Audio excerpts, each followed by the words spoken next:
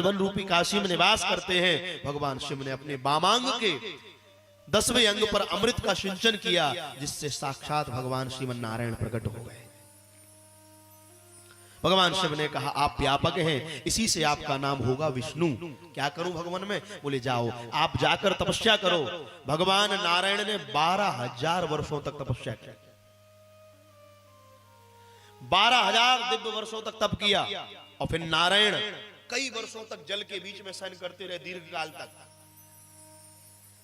जैसे ही दीर्घ काल तक जल में शयन किया तो उनके नाभि कमल से महाराज एक अष्ट कमल वाला तंतु प्रकट हुआ।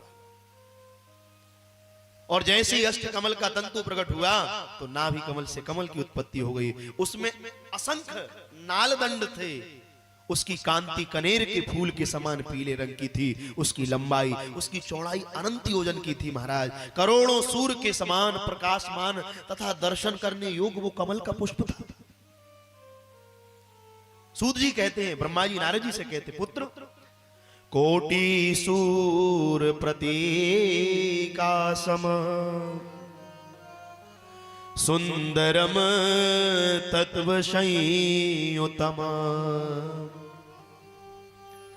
अत्यद्भुतम महारम्यम दर्शनीय मनुत्तमम। ऐसा दिव्य वो कमल का दंड। और ब्रह्मा जी के सैकड़ों वर्ष कमल लाल में विचरण करते हैं। 4 मुख वाले ब्रह्मा जी कितने वर्ष बीत गए उस कमल दंड के अंदर विचरण करते रहे महाराज। खोज कर रहे मैं कौन हूं। उस कमल नाल के अंदर विचरण करते रहे। जब और छोर नहीं मिला महाराज, तब भगवान ने आकाशवाणी के माध्यम से कहा समुद्र पन्ना तपेति परमाशुभा। कहा ब्रह्मा जी जाओ पहले तप करो। फिर ब्रह्मा जी ने 12,000 वर्ष तक तप किया।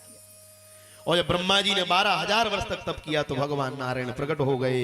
भगवान नारायण कैसे प्रकट हुए? बोले महाराज शंख चक्र गदा पद्म धारण करके जलधारा के समान श्याम वर्ण वाले प्रभु पीतांबर धारण करके तुरंत प्रकट हो गए।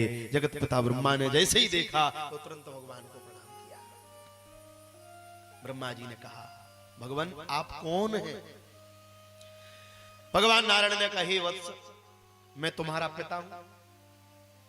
ब्रह्मा जी आज फिर कहते हे निष्पाप मैं समस्त संसार का कारण हूं जो आप बार बार मुझे वत्स कहकर पुकार रहे हैं। भगवान विष्णु ने कहा हे वत्स आप मेरे ही नाभि कमल से उत्पन्न हुए हो, इसलिए तुम मेरे वत्स हो। अंत में ब्रह्मा जी नारद जी से कहते भगवान की माया से विमोहित मैं उन भगवान विष्णु को नहीं पहचान पाया। तो विचार करो जब भगवान की माया से ब्रह्मा जी उनको नहीं पहचान पाए तो हमारे और आपके जैसे मानव अगर कभी नहीं जान पाए तो ये कोई बहुत बड़ी बात नहीं।